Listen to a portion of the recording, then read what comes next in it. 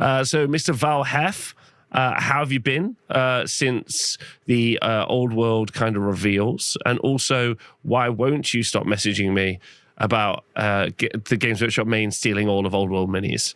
How you feeling about that? So a piece of me on that. I did try. I was just trying to like, I was just trying to just spark a little bit of indignance, little Old World related indignance. Didn't really catch, and that's fine. Also, I would like to go and correct the record. And what we're referring to, of course, is our Empire reveal video react, where I went off a lot about Kicknick being released for the AOS Gitmob line, along with some other very obvious, formerly Old World models, including the Doom Diver. They've got some really amazing wolf chariots. Of course, the wolf riders in that kit are just bigger wolves with 2 riders this time, which is a thing they've been doing in AOS. I noticed they did that with the Cold ones in Lizardmen too, right? With the Seraphon. Are the big guys doubled up? No, they're not. No, they're not. But they have made like anyway, bullshit. Yeah. Bullshit. But regardless, I would like to say that I did realize as I was trying to create my memes that there is a picture of Kicknick. Actually, there are 2 pictures of Kicknick. One on his unit card. You will see him. May or may not have one eye. Definitely looking a little more svelte in the illustration, thinner than the AOS Kicknick. Mm-hmm. And then also he's on the cover of the actual Arcane Journal, and quite clearly a very different goblin on giant wolf. So I was completely wrong. There's certainly no connection between the AOS goblin character on a gigantic wolf and the Old World goblin character on a gigantic wolf. I'm not American, so I think I'm able to detect sarcasm, and I feel like that is what's happening here. I mean, perhaps, but I just wanted to say that I'm not a doe-eyed conspiracy theorist here. Like I do modify positions based on reason, and certainly Old World Kicknick, at some point, they ordered new pictures to be drawn that were different from the version of him that they created originally, and then released as an AOS model. But yeah.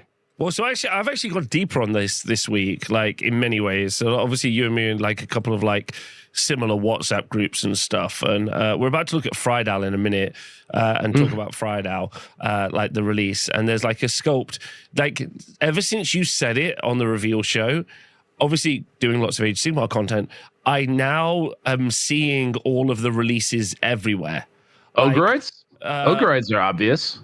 Yes, those are obvious. But like, there's a Friedal mini that's basically out. Obviously, like what the one, because obviously these would have been designed a couple of years ago. So at that point, also, there's some Seraphon releases. There's like a new Gorak that came out, but actually it's just in an Underworld's warband.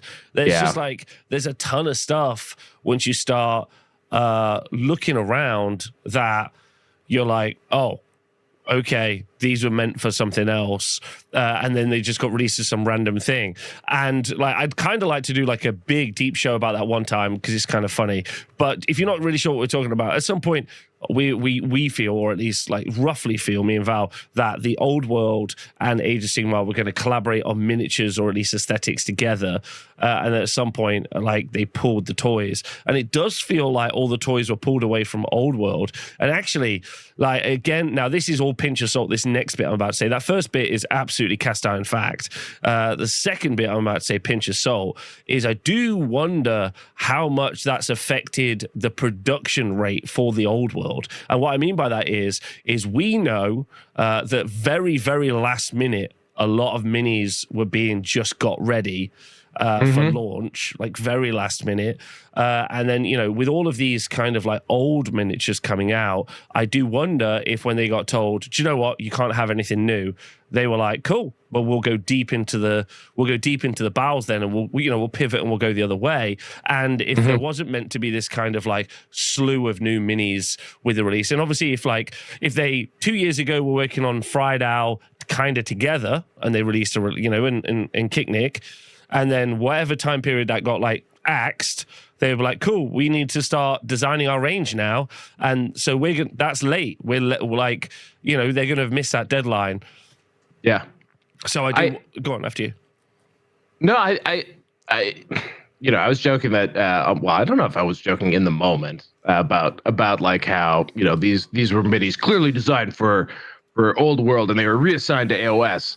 I mean, that's possible. I mean, I felt that about the Goblin Wolf Riders that were released, the original Git Mob stuff.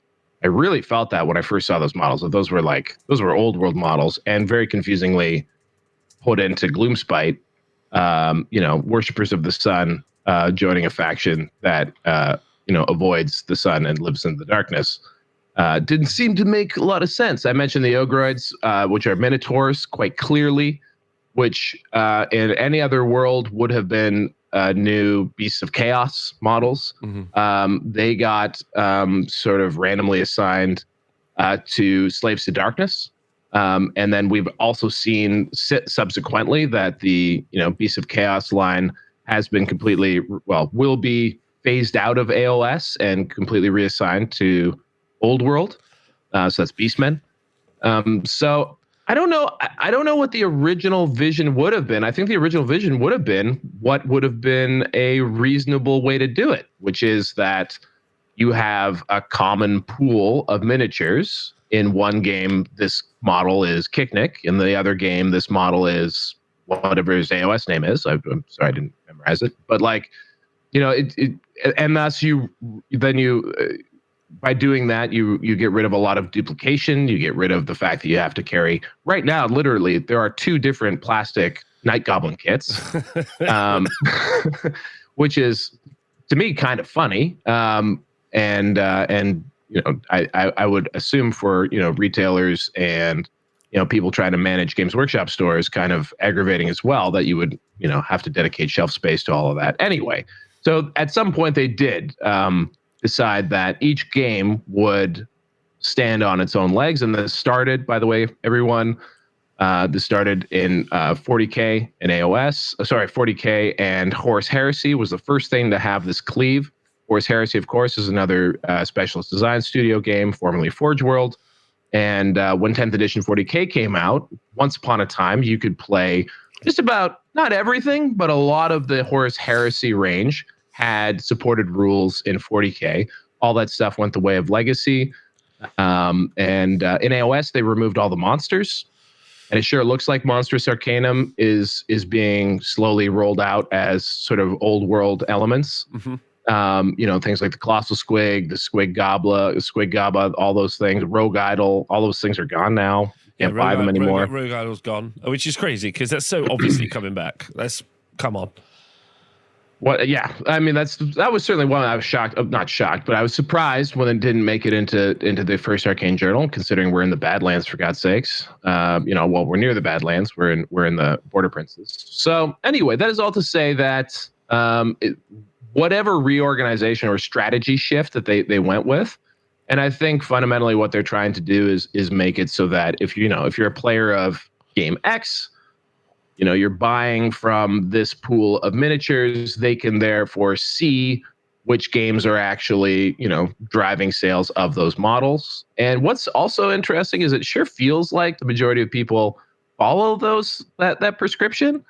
You know what I mean? Like people will just by default buy the thing that says the thing on it and not look over and be like, oh, wait a minute, there's amazing Goblin Wolf Chariots over there that I could be buying instead. Yeah. Which is really funny bit of engineering. And there's also the fact that Old World is just priced like way more competitively, i.e. like the old models are being released much lower price point than their AOS equivalents. Like if you wanted to make an army out of new sculpts of Chaos Warriors and such. It's quite a lot more to do that with the AOS sculpts, but you're getting a prettier sculpt. Yeah, I think like ever since that show, I kind of really understood that I think we've actually been missing, like, and then do you know what? I kind of want to like, if my pinch of salt kind of like guesstimation does turn out, and it is the SDS and the old world was literally not stolen from. That's a bit strong, but they were like left a bit short. They were like, oh, by the way, you can't have any of that. And they were like, oh, we're really going to use this to like really sell what we like with a new release, because the new releases have just been a couple of character models. Like if you think about the sheer number of new releases that we've had, like Necromunda's had more when we're talking about new releases over this time period, and I would say that's actually pretty shocking from SDS. And I would say it doesn't feel like that's where they want to go with it, and it feels like something got pulled. Is where I'm at with it. That's how I feel. Yeah, they were expecting those were kits for Old World, and then they actually were co-opted and taken, and that's why we haven't seen them. Something like the Bretonnian Foot Knights, there's no place to put them. Something like the Tomb King Bone Dragon, no place to put them. And subsequently, every other army that has been dropped so far, do they have more or less AOS equivalents? Oh yeah, like with Slaves to, like with Warriors of Chaos, like they could have used loads of those new kits in the Warriors of Chaos range, like loads. There's loads of like stuff they could have written rules for. Like anyway, like it just got me thinking a lot. I have been thinking. That's why I wanted to start the show off with on today. That actually I kind of think back to my early criticisms of like this is a terrible way to launch the game, using all old models. I know there's a lot of people who watch this show like, Rob, I love those old models. They're great. Like I completely understand it. I really do. But also I think one of the things that we all do love is we all love like what's nice about like there being new sculpts is if you really obsessively love that old sculpt, it's available somewhere in the world to buy. It might be expensive, but there it is. But with new sculpts, you see new creativity added into the universe of what we got. We're about to talk about that. For example, we'll talk about Friedal. You get to see this badass new character that's never existed before. And at one point that was Archeon. At one point that was Grom the Paunch. Like these are all characters that existed, and now we're getting new creativity added in. But it feels like actually Old World had some of their creativity stolen out, and I kind of want to go back and just like apologize to whoever needed apologizing to, not people listening, but like I kind of think actually now I've seen it like through the sands of time, I'm like, do you know what, I think that and what's even crazier, if that's true, again, pinch of salt, if all of that's true, the success must stick in the craw of whoever made that decision. Like the absolute bombastic smash show that is the Old World must just like make people go, like whoever like decided that must be like, fuck, because it's huge. And you're still going to buy AOS models to use in the Old World, definitely. But you know what I mean? Like it's just weird. That's all I'm going to say. And I think that's funny. And I've been thinking about it a lot. And there's yes, I can't agree with you more. And as a result, we are probably seeing a scramble now for them to catch up, the development of whatever the new plastic kits will be for whatever armies they decide to do it for.